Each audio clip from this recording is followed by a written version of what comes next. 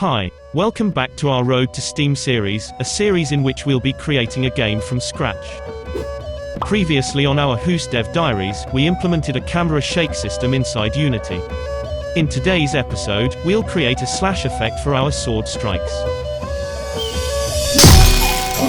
Interested to follow the progress of our game? Make sure to subscribe and hit the notification bell to get all the latest development updates every week.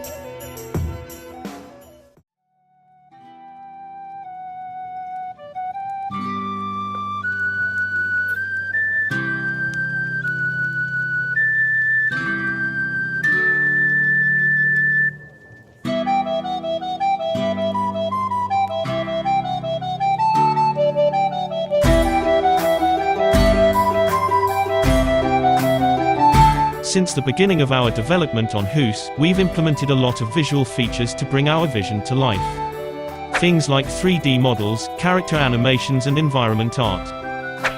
In today's devlog, we'll add yet another notch to our belt by diving straight into the realm of visual effects, a world of clever trickery and ingenuity. To begin this long journey, we'll first implement a cool slash effect for the sword strikes of our main character. Slash effects are used in a bunch of animation movies and video games today.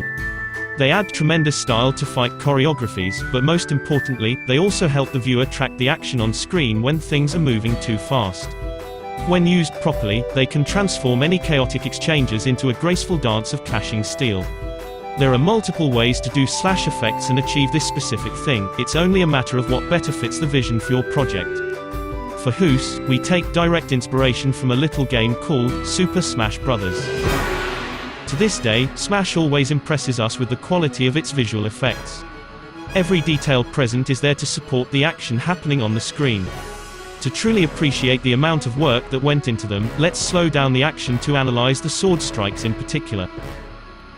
You can see that slash movements leave a trail behind them when performed.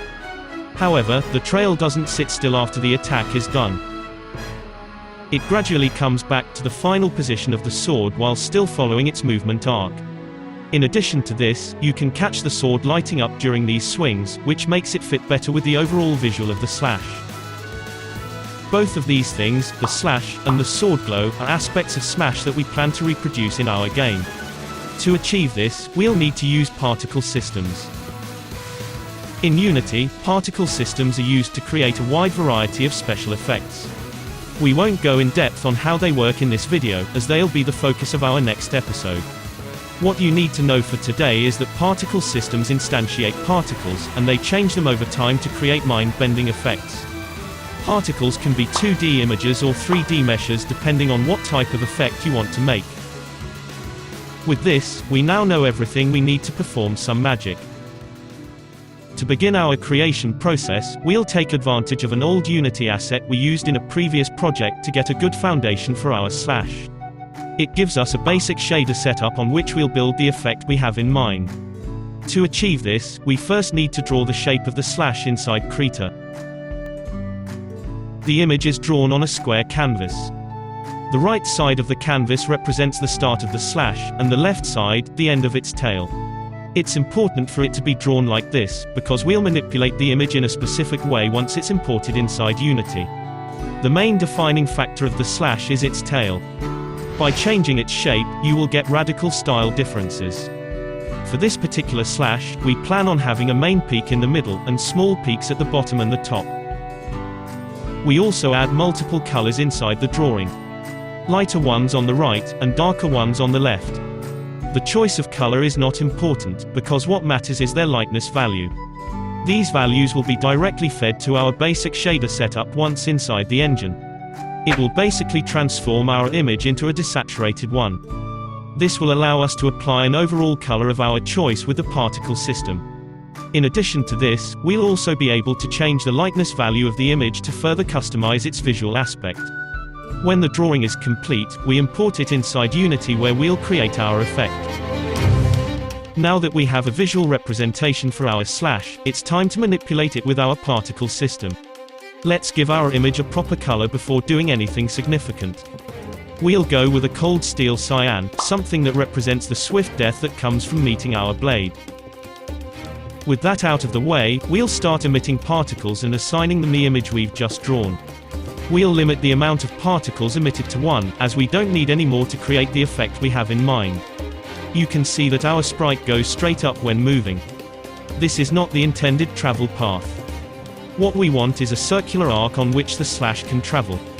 To accomplish this, we'll use a flat 3D model of a disk. We feed it to the particle system to create a new travel path. The start position is represented by a value of 0, and the end position by a value of 1. By changing this value over time, we can make the slash move along the disk. However, this is not enough to complete the effect. Remember when we said that there was a specific reason why the image must be drawn from right to left? Well, it's now time to reveal the secret. The real magic happens when we start stretching the image in the left direction. As you can see, the shape of the slash follows the path of the disk even while stretched out.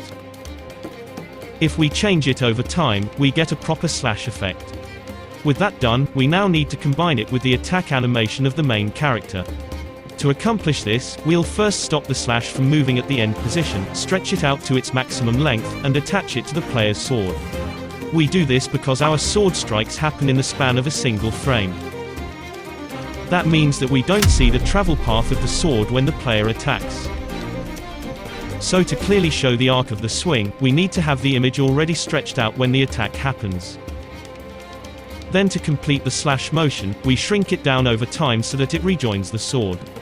As a final touch, we add a glow material to the blade while the slash effect is active to make everything fit together. With that done, let's see what it looks like in action.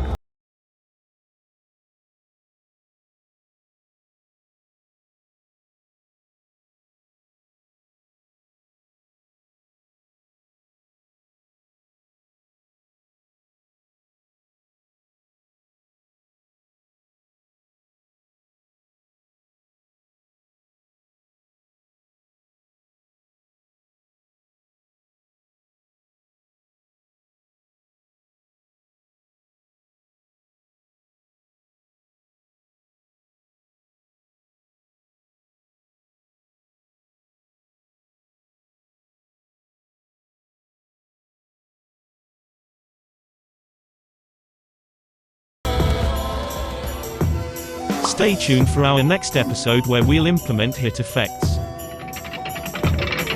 Make sure to like, comment and subscribe, and we'll see you next week for the new episode of our Road to Steam series.